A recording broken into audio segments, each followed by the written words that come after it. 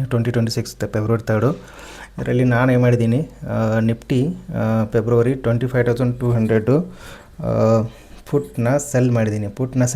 ಅಂದರೆ ಮಾರ್ಕೆಟು ಮೇಲೆ ಹೋಗುತ್ತೆ, ಅಂದರೆ ಒಂದಂಗೆ ಪುಟ್ ಸೆಲ್ ಮಾಡಿದ್ರೆ ಮಾರ್ಕೆಟ್ ಮೇಲೆ ಹೋದರೆ ನಮಗೆ ಪ್ರಾಫಿಟ್ ಆಗುತ್ತೆ, ಅಥವಾ 25,200 ಮೇಲೆ ಮಾರ್ಕೆಟ್ ಕ್ಲೋಸ್ ಆದರೆ ನಮಗೆ ಪ್ರಾಫಿಟ್ ಆಗುತ್ತೆ. ಇವತ್ತು ಏನು ಅಡ್ವಾಂಟೇಜ್ ಗೊತ್ತಾ, ಎಕ್ಸ್ಪೈರಿ ಡೇ ಇದೆ. ಅದರ ಅರ್ಥ ಇವತ್ತು ಈ ಮಾರ್ಕೆಟ್ ಎಲ್ಲಿ ಕ್ಲೋಸ್ ಆಗುತ್ತಾ ಅದರಿಂದ ಹಿಂದ್ಗಡೆ ಇರೋ ಪ್ರೀಮಿಯಮ್ಸ್ ಏನಿರುತ್ತಲ್ಲ ಪುಟ್ಟಿಗೆ, ಅವೆಲ್ಲ ಜೀರೋ ಆಗುತ್ತೆ. ಯಾಕಂದರೆ ಇವೆಲ್ಲ out of the money premium ನಾನು ₹11.15 ಮಾಡಿದ್ದೇನಲ್ಲ, ಇವಾಗ ₹6 ಬರ್ತಾಯಿದೆ. ಇದೇನಾಗುತ್ತೆ, ₹6 ಇದ್ದಿದ್ದು ಜೀರೋ ಆಗುತ್ತೆ. ಯಾವಾಗ ಜೀರೋ ಆಗುತ್ತೆ, ಮಾರ್ಕೆಟು 25,800 ಪ್ರೀಮಿಯಮ್ ಎಷ್ಟಿದೆ, 211 ಅಲ್ಲ, 211 ಅಂದರೆ ಅದರೊಳಗಡೆ 25,800 ಮೇಲೆ ಕ್ಲೋಸ್ ಆದರೆ ನಮಗೆ ಪ್ರಾಫಿಟು ಫುಲ್ ಆಗುತ್ತೆ. ಎಷ್ಟಿದೆ ಅಮೌಂಟು ಎಲ್ಲ ನಮಗೆ ಕ್ರೆಡಿಟ್ ಆಗುತ್ತೆ. ಮತ್ತು ಪ್ರೊಬಬಿಲಿಟಿ ಆಫ್ ಪ್ರಾಫಿಟ್ ಚೆಕ್ ಮಾಡ್ಬೋದು ನೀವು, ಸೆನ್ಸಿಬಲಲ್ಲಿ ಯೂಸ್ ಮಾಡಿ. 0 ಫ್ರೀ ಇರುತ್ತೆ. ಪ್ರೊಬಬಿಲಿಟಿ ಆಫ್ ಪ್ರಾಫಿಟು 96% ಇದೆ. ಓಕೆ, ನಾನು ಹಾಕಿರೋ ಟ್ರೇಡ್ ಇದು 96% ಇದೆ. ಇದು ನ್ಯಾಕೆಡು, ನಾಲೆಜ್ ಇಲ್ಲದೆ ಮಾಡ್ಲಿಕ್ಕೆ ಹೋಗಬೇಡಿ. ಯಾವ ಥರ ಮಾಡಬೇಕು ಅನ್ನೋದು ಹೇಳ್ಕೊಡ್ತೀನಿ ನಾನು ಶಾರ್ಟಲ್ಲಿ, ಕಮ್ಮಿ ಟೈಮಲ್ಲಿ ಹೇಳ್ಕೊಡ್ತೀನಿ. ಹೆಂಗೆ ಗೊತ್ತಾ, ಇವತ್ತು ಎಕ್ಸ್ಪೈರಿ ಇದೆ. ಓಕೆ, ನಮಗೆ ಬ್ರೇಕ್ ಇವನ್ ಕೊಟ್ಟಿದ್ದಾರೆ ನೋಡಿ, 25,189. ಅದಕ್ಕೆ ಹಿಂದ್ಗಡೆ ಏನಾದರೂ ಮಾರ್ಕೆಟ್ ಅದ್ರ ಕೆಳಗಡೆ ಬಂದರೆ, ಇದಕ್ಕಿಂತ ಕೆಳಗಡೆ ಬಂದರೆ ನಂಗೆ ಲಾಸ್ ಆಗುತ್ತೆ. ಬಟ್ ನಾನು ಲಾಸ್ ಆಗುತ್ತೆ ಅಂತ ಅದನ್ನು ಗೊತ್ತಿರ್ಬೇಕು. ನಮಗೆ ಲಾಸ್ ಆದರೂ ಏನು ಮಾಡ್ಬೇಕಂತ ಗೊತ್ತಿರಬೇಕು. ಆವಾಗಲೇ ಈ ಥರ ಟ್ರೇಡ್ ಎಲ್ಲ ತೊಗೋಬೇಕು. ಯಾಕಂದರೆ ತುಂಬ ರಿಸ್ಕಿ ಇದಕ್ಕೆ. ಇಲ್ಲಾಂದರೂ ನಿಮಗೆ ಮಾರ್ಜಿನ್ ಯೂಸ್ ಎಷ್ಟಿದೆ ನೋಡಿ, ಇಲ್ಲಿ ಈ ಥರ ಮಾರ್ಜಿನ್ ಇದ್ದರೆ ಅಷ್ಟೇ. ನಾನೇನು ಇದನ್ನು ಎಲ್ಲ ಮಾರ್ಜಿನು ಇದಕ್ಕೋಸ್ಕರನೇ ಇಟ್ಟಿಲ್ಲ. ನಾನು ಎಲ್ಲ ಏನು ಮಾಡಿದ್ದೀನಿ ಗೊತ್ತಾ, ಎಲ್ಲ ಪ್ಲೆಡ್ಜ್ ಮಾಡಿದ್ದೀನಿ. ಶೇರ್ಸ್ದು ಎಲ್ಲ ಪ್ಲೆಡ್ಜ್ ಮಾಡಿ ಬಂದಿರೋ ಅಮೌಂಟ್ ಇದು. ಇನ್ನೂ ಇಷ್ಟು ಅಮೌಂಟ್ ಉಳಿಸ್ಕೊಂಡಿದ್ದೀನಿ. ಯಾಕೆ ಗೊತ್ತಾ, ಒಂದು ವೇಳೆ ಇದು ನಾನು ಅನ್ಕೊಂಡಾಗೆ ಆಗಲಿಲ್ಲ, 96% ಇದ್ದರೂ 4% ಇದೆ ಅಲ್ವಾ, 4% ಏನಾದರೂ ಮಾರ್ಕೆಟು ಸಡನ್ನಾಗಿ ರಿವರ್ಸ್ ಹೊಡಿತು ಅಂದರೆ, ಯಾಕಂದರೆ ಏನಾಗುತ್ತೆ ಗೊತ್ತಿಲ್ಲವಲ್ವ. ಟ್ರಂಪ್ ನಿನ್ನೆ ನ್ಯೂಸ್ ಕೊಟ್ಟಿದ್ದಾನೆ, ಓಕೆ, ಇವತ್ತು ಚೆನ್ನಾಗಿ ಬರ್ತಿದೆ. ಸಡನ್ನಾಗಿ ಇನ್ನೊಂದು ಏನಾದರೂ ಟ್ವೀಟ್ ಮಾಡಿದ್ರೆ ಸಡನ್ನಾಗಿ 500 ಪಾಯಿಂಟ್ ಬೀಳ್ಬೋದಲ್ಲ, ಯಾರಿಗೆ ಗೊತ್ತು. ಒಂದು ವೇಳೆ ಆ ಥರ ಏನಾದರೂ ಆದರೆ ಏನು ಮಾಡೋದು ಗೊತ್ತಾ, ಇದು ಈ ಸದ್ಯಕ್ಕೆ ಎಷ್ಟು ನಿಡ್ತಿದೆ, 25,767 ನಿಡ್ತಿದೆ. ಒಂದು ವೇಳೆ ಇದು 25,500ಗೆ ಏನಾದರೂ ಬಂದರೆ ನಾನು ಸೇಫ್ ಝೋನಲ್ಲಿ 25,200 ಇದ್ದೀನಿ. ಅದನ್ನು ಎಕ್ಸಿಟ್ ಆಗಿ ಇಮ್ಮಿಡಿಯೇಟಾಗಿ 24,900 ಅಥವಾ 25,000 ಅದು ನೋಡ್ಬೋದು. ಓಪನ್ ಇಂಟ್ರೆಸ್ಟ್ ನೋಡ್ಕೊಂಡು ಮಾಡ್ಬೋದು. ಓಪನ್ ಇಂಟ್ರೆಸ್ಟ್ ಇಲ್ಲಿ ಇದೆ ನೋಡಿ, ಅನಲೈಸಲ್ಲಿ ಹೋಗಿ ಓಪನ್ ಇಂಟ್ರೆಸ್ಟ್ಗೆ ಹೋಗಿ ನಿಮ್ಗೆ ಸಿಗುತ್ತೆ. ಇದರಲ್ಲಿ ನೋಡಿ, ಓಪನ್ ಇಂಟ್ರೆಸ್ಟ್ ಎಲ್ಲಿ ಜಾಸ್ತಿ ಇದೆ, 26,000 ಜಾಸ್ತಿ ಇದೆ. ಅಂದರೆ ಜಾಸ್ತಿ ಜನ 26,000 ಮೇಲೆ ಹೋಗಲ್ಲ ಅಂತ ಇಲ್ಲಿ ಸೆಲ್ ಮಾಡ್ಕೊಂಡು ಕೂತವ್ರೆ. ಓಕೆ, ಇದು ಸಿ ಕಡೆ. ನಾನು ಸಿ ಕಡೆ ಮಾಡಲ್ಲ, ಯಾಕಂದರೆ ನನಗೆ ಇನ್ನೂ ಡೌಟ್ ಇದೆ. ಈ 3 ಗಂಟೆ ಒಳಗಡೆ ಏನಾದರೂ ಜಾಸ್ತಿ ಹೋಗುತ್ತೆ ಅನ್ಕೋತೀನಿ ನಾನು. 26,000 ಮೇಲೆ ದಾಟುತ್ತೆ ಅನಿಸುತ್ತೆ. ಅದಕ್ಕೆ ನಾನು ಅಷ್ಟು ರಿಸ್ಕ್ ತೊಗೊಳಕ್ಕೆ ಹೋಗಲ್ಲ. ಅದಕ್ಕೆ ನಾನು ಪಿ ಸೈಡ್ ಇದ್ದೀನಿ. ಯಾಕಂದರೆ ಅದ್ರ ಕೆಳಗಡೆ ಬೀಳಲ್ಲ. ಯಾಕಂದರೆ ನಿನ್ನೆ ಎಷ್ಟು ಕ್ಲೋಸ್ ಆಗಿದೆ, 25,100 ಅರೌಂಡ್ ಕ್ಲೋಸ್ ಆಗಿದೆ. ಅಟ್ಲೀಸ್ಟ್ ಇವತ್ತು 100 ಪಾಯಿಂಟ್ ಆದರೂ ಏರ್ಬೇಕಲ್ವಾ. ಏನೋ ಆ ಥರ ಎಲ್ಲರೂ ಪ್ರಾಫಿಟ್ ಬುಕ್ ಮಾಡ್ತಾರೆ ಅಂದ್ಕೊಳ್ಳೋಣ. ಅಟ್ಲೀಸ್ಟ್ ಒಂದು 200 ಪಾಯಿಂಟ್ 300 ಪಾಯಿಂಟ್ ಆದರೂ ಏರೇ ಇರುತ್ತಲ್ಲ, ಆ ಕನ್ಫರ್ಮೇಷನ್ ಅಂದರೆ ಸೇಫ್ ಝೋನಲ್ಲಿ 25,200 ಇದ್ದೀನಿ. ನಮ್ಮದು ಎಕ್ಸ್ಪೆಕ್ಟೇಷನ್ ಎಷ್ಟಿದೆ, ಪ್ರಾಫಿಟ್ ಎಷ್ಟಿದೆ, ನಾವು ಜಾಸ್ತಿ ಎಕ್ಸ್ಪೆಕ್ಟೇಷನ್ ಇಟ್ಕೋಬಾರ್ದು. ಇದರಲ್ಲಿ ಏನಿದ್ರು 1%, 0.5% ಡೈಲಿ ಅಲ್ಲ, ಎಕ್ಸ್ಪೈರಿ ಡೇ ದಿನ ಅಷ್ಟೇ. ಮತ್ತು ಡೈಲಿ ಅಂದರೆ ಆಗಲ್ಲ, ಎಕ್ಸ್ಪೈರಿ ಡೇ ದಿನ ಅಷ್ಟೇ ಮಾಡ್ಕೋಬೋದು. ಡೈಲಿ ಮಾಡೋಕ್ಕೆ ಹೋದರೆ ಎಲ್ಲಕ್ಕೆಲ್ಲ ಹೋಗಿಬಿಡುತ್ತೆ. ಮತ್ತು ನಿಮಗೆ ಏನು ತೋರಿಸ್ತೀನಿ ನೋಡಿ, ನಿಮಗೆ ಇದರಲ್ಲಿ ಅನಲೈಸಿಸ್ ಇದೆ ಮತ್ತು ವಾಚ್ ಲಿಸ್ಟು. ಇದು ನಾವು ಏನು ಬೇಕಲ್ಲ ಇಟ್ಕೋಬೋದು. ಇದರಲ್ಲಿ ವಾಚ್ ಲಿಸ್ಟಲ್ಲಿ ಹೋದರೆ, ನೀವು ನಿಫ್ಟಿ ವಾಚ್ ಲಿಸ್ಟಿಗೆ ಹೋದರೆ ನಿಮಗೆ open interest with candle sticks ತೋರಿಸುತ್ತೆ. ಇದು ಡೇ ಪ್ರೇಮಲ್ಲಿದೆ. ನಿಮಗೆ 5 ಮಿನಿಟ್ಸ್ ಮಾಡ್ಕೊಳ್ಳಿ.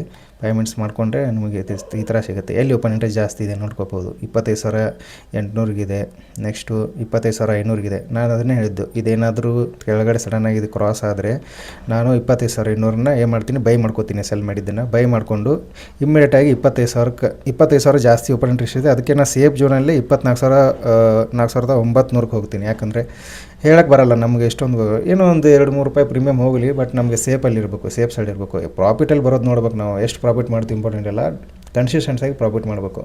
ನೋಡಿ, ಎಕ್ಸ್ಪೈರಿ ಡೇಯಲ್ಲಿ ಏನು ಅಡ್ವಾಂಟೇಜ್ ಗೊತ್ತಾ, ಎಕ್ಸ್ಪೈರಿ ಡೇ ಅಡ್ವಾಂಟೇಜ್ ಏನಂದರೆ ನಿಮಗೆ ವೀಕ್ಲಿ 2 ಸಿಗುತ್ತೆ. ಎರಡು ಟೈಮ್ ಸಿಗುತ್ತೆ. ಒಂದು ಸೆನ್ಸೆಕ್ಸ್, ಅದು ಗುರುವಾರ ಇರುತ್ತೆ. ಇನ್ನೊಂದು ನಿಫ್ಟಿ, ಅದು ಟ್ಯೂಸ್ಡೇ ಇರುತ್ತೆ. ನೀವು ಒಬ್ಬೊಬ್ರು ಹೇಳ್ತಿರ್ತಾರೆ ಎಕ್ಸ್ಪೈರಿ ಡೇಯಲ್ಲಿ ಹಿಂದಿನ ದಿನ ನಾವು 3:15ಗೆ ಎಂಟ್ರ್ ಆಗಬೇಕು, ಪ್ರೀಮಿಯಮ್ ಚೆನ್ನಾಗಿ ಸಿಗುತ್ತೆ. ತಲೆನೇ ಕೆಡಿಸ್ಕೋಬೇಡಿ, ಇಂಟ್ರಾಡೇ ಅಷ್ಟೇ ಮಾಡಿ. ಯಾಕಂದ್ರೆ ಇವತ್ತು ನೋಡಿ ಅವ್ರ ಪರಿಸ್ಥಿತಿ ಏನಾಗಿದೆ ಅಂತ. 1200 ಪಾಯಿಂಟ್ಸು ಗ್ಯಾಪ್ ಅಪ್ ಓಪನ್ ಆಗಿದೆ. ಅವರು 2 ವರ್ಷ 3 ವರ್ಷ ಏನು ಮಾಡಿರ್ತಾರಲ್ಲ ಪ್ರಾಫಿಟ್ಟು, ಅವಾಗ ಏನಾದರೂ 20-30 ಲಾಟ್ ಹಾಕಿರ್ತಾರೆ ಅವರು. ಯಾಕಂದರೆ 10,000 20,000 ಅವ್ರದ್ದು ಎಕ್ಸ್ಪೆಕ್ಟೇಷನ್ ಇರುತ್ತಲ್ಲ, 20-30 ಲಾಟ್ ಹಾಕಿರ್ತಾರೆ. ಇವತ್ತು ಏನಾಗಿರುತ್ತೆ ಗೊತ್ತಾ, 2-3 ವರ್ಷ ಮಾಡಿರೋ ಪ್ರಾಫಿಟ್ಟು ಒಂದೇ ದಿನದಲ್ಲಿ ಎಲ್ಲ ತೊಳ್ಕೊಂಡು ಹೋಗಿಬಿಡುತ್ತೆ. ಅದಕ್ಕೆ ಏನು ಮಾಡೋದು, ಆಪ್ಷನ್ ಸೆಲ್ಲರ್ಸ್ಗೆ ಯಾವತ್ತೂ ಹೆಡ್ಜಿಂಗ್ ಮಾಡಲೇಬೇಕು. ಫಾರ್ ಎಕ್ಸಾಂಪಲು ನೀವು ನೈಟ್ ಹಾಕೋದಾದರೆ ಹೆಡ್ಜಿಂಗ್ ಮಾಡ್ಕೊಂಡು ಹಾಕಿ, ಹಾಗೆ ನ್ಯಾಕೆಡ್ ಹಾಕೋಕ್ಕೆ ಹೋಗಬೇಡಿ. ಇದು ಇಂಟ್ರಾಡೇ ಇದೆ, ಅದಕ್ಕೆ ನಾನು ನ್ಯಾಕೆಡ್ ಹಾಕಿರೋದು. ಮತ್ತು ಇವತ್ತೇ ಎಕ್ಸ್ಪೈರಿ ಇದೆ. ಮತ್ತು ನನಗೆ ಗೊತ್ತಿದೆ ಇದು ಏನಾದರೂ ಈ ಒಂದು 25,500 ರೇಂಜಿಗೆ ಬಂದರೂ ನನಗೆ ಅಡ್ಜಸ್ಟ್ಮೆಂಟ್ ಮಾಡೋದು ಗೊತ್ತು, ಅದಕ್ಕೆ ನಾನು ಹಾಕಿದ್ದೀನಿ. ಯಾಕೆ ಗೊತ್ತಾ, ನೀವು ಒಂದು ವೇಳೆ ನಿಮ್ಗೆ ಹೇಳ್ತೀನಿ ನಾನು, ಒಂದು ವೇಳೆ ನಿಮಗೆ ಫಾರ್ ಎಕ್ಸಾಂಪಲ್ 11 ರೂಪಾಯಿ 15 ಪೈಸೆಗೆ ನನಗೆ ಪ್ರೀಮಿಯಮ್ ಸಿಕ್ಕಿದೆ, ಸೆಲ್ ಮಾಡಿದ್ದೀನಿ ಅಂತ ತಿಳ್ಕೊಳ್ಳಿ. ಓವರ್ ನೈಟ್ ಹೇಳ್ತಾ ಇದ್ದೀನಿ, ನಾನು ಹಾಕೋದಿಲ್ಲ. ಒಂದು ವೇಳೆ ಹಾಕಿದ್ರೆ 11 ರೂಪಾಯಿದು 15 ಪೈಸೆ ಅವರು ಹಾಕಿದ್ರೆ ಓವರ್ ನೈಟ್ ಟ್ರೇಡು, ಅವ್ರು ಏನು ಮಾಡಬೇಕು, ಹೆಡ್ಜಿಂಗ್ ಏನು ತೊಗೋಬೇಕು ಗೊತ್ತಾ, ಪೀನ ಬೈ ಮಾಡ್ಕೋಬೇಕು. ಎಷ್ಟಿಗೆ, ಒಂದು 4 ರೂಪೀಸ್ಗಾದರೂ ಅಟ್ಲೀಸ್ಟ್, ಒಂದು ಇನ್ಶೂರೆನ್ಸ್ ಈ ಥರ 4 ರೂಪೀಸ್ಗಾದರೂ ಅಟ್ಲೀಸ್ಟ್ ಅವರು ಪೀನ ಬೈ ಮಾಡ್ಕೋಬೇಕು. ಅವಾಗ ಏನಾಗುತ್ತೆ, ನಮಗೆ ಲಾಸ್ ಆಗುತ್ತೆ ಇಲ್ಲ ಅನ್ನಲ್ಲ, ಬಟ್ ಸ್ವಲ್ಪ ಕಡಿಮೆ ಲಾಸ್ ಆಗುತ್ತೆ. ಕಡಿಮೆ ಲಾಸ್ ಅಂದರೆ ಒಂದು 5 ರೂಪೀಸು, ಈ 11 ರೂಪೀಸು 15 ಪೈಸೆ ಇದೆಯಲ್ಲ, 4 ರೂಪೀಸು ಅದನ್ನು ಮೈನಸ್ ಮಾಡಿ ಅದೆಷ್ಟು ಇರುತ್ತಲ್ಲ ಅದಷ್ಟೇ ಲಾಸ್ ಆಗುತ್ತೆ, ನಮಗೆ ಅಷ್ಟೇ ಲಾಸ್ ಆಗುತ್ತೆ. ಬಟ್ ಇವರೆಲ್ಲ ಜಾಸ್ತಿ ಲಾಟ್ಸ್ ಆಗಿರ್ತಾರೆ, ಅವ್ರಿಗೆ ಜಾಸ್ತಿನೇ ಲಾಸ್ ಅದು. ಅದಕ್ಕೆ ರಿಸ್ಕ್ ಬೇಡ ಅಂದರೆ ನಾವೇನು ಮಾಡಬೇಕು, ಇಂಟ್ರಾಡೇ ಆಪ್ಷನ್ ಸೆಲ್ಲಿಂಗು ಪ್ರೀಮಿಯಮ್ ಕಮ್ಮಿ ಸಿಗುತ್ತೆ.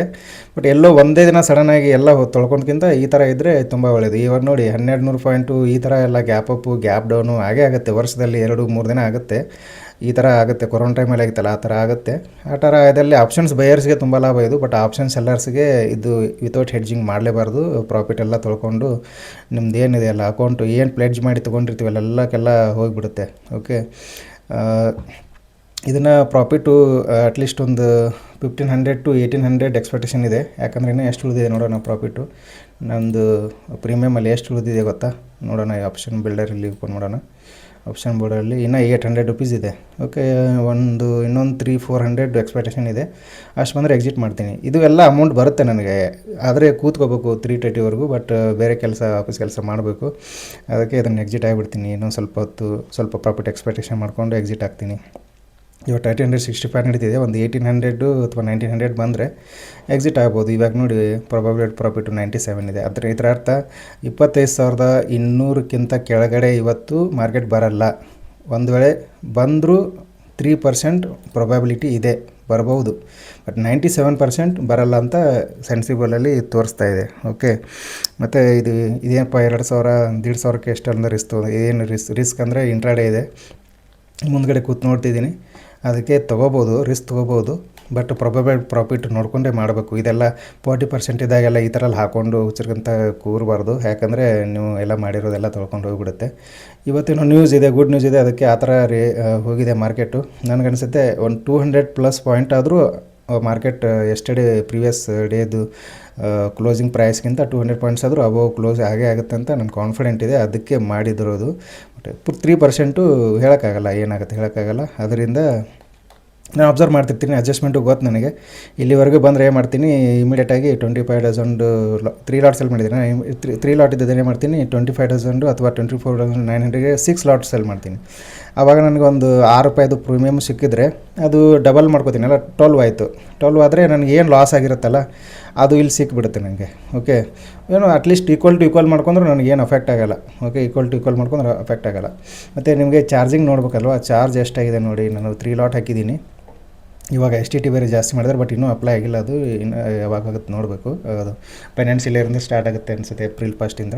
ಇಲ್ಲಿ ಕಾಂಟ್ಯಾಕ್ಟ್ ನೋಟ್ ಇರುತ್ತಲ್ಲ ಜೀರೋದಲ್ಲಿ, ನಾನು ಸೆಲ್ ಮಾಡೋ ಟೈಮಿಂಗು 9:33, 195 ಕ್ವಾಂಟಿಟೀಸು 3 ಲಾಟ್ಸ್ಗೆ ಆಗುತ್ತೆ. 1ಗೆ 65 ಬರುತ್ತೆ ಒಂದು ಲಾಟ್ಗೆ. ಕಾಂಟ್ಯಾಕ್ಟ್ ನೋಟ್ ನೋಡಿ. ಕಾಂಟ್ಯಾಕ್ಟ್ ನೋಟಲ್ಲಿ ನೋಡಿದ್ರೆ ಬ್ರೋಕರೇಜ್ 20 ರೂಪಾಯಿ ಹೋಗುತ್ತೆ. STT 2 ರೂಪೀಸ್ 17 ಆಗುತ್ತೆ. ನೆಕ್ಸ್ಟು ಇದು ಎಕ್ಸ್ಚೇಂಜ್ ಟರ್ನ್ ಚಾರ್ಜು ಟೋಟಲ್ ಆಗಿ ನನಗೆ 26.69. ಇದು ಒನ್ ಸೈಡ್ ಟ್ರೇಡ್ ಅಲ್ಲ, ನಾನು ಈಗ ಬೈ ಮಾಡಬೇಕಲ್ಲ, ಬೈ ಮಾಡಿದ್ರೂ ನನಗೆ ಇಷ್ಟ ಆಗುತ್ತೆ. ಇದಕ್ಕಿಂತ ಸ್ವಲ್ಪ ಕಮ್ಮಿ ಆಗ್ಬೋದು, ಅದಕ್ಕೆ ನಾವು ಮಾಡಿದ್ದೀನಿ. ಓಕೆ ಫ್ರೆಂಡ್ಸ್, ವಿಡಿಯೋ ಇಷ್ಟ ಆದರೆ ಲೈಕ್ ಮಾಡಿ, ಸಬ್ಸ್ಕ್ರೈಬ್ ಮಾಡಿ. ಇದೇ ಥರ ಎಕ್ಸ್ಪೈರಿ ಡೇಟ್ ಟ್ರೇಡನ್ನು ನಾನು ಟ್ರೇಡ್ ಮಾಡಿದಾಗ ಹಾಕ್ತೀನಿ. ಲಾಸ್ ಆದರೂ ಹಾಕ್ತೀನಿ, ಪ್ರಾಫಿಟ್ ಆದರೂ ಹಾಕ್ತೀನಿ.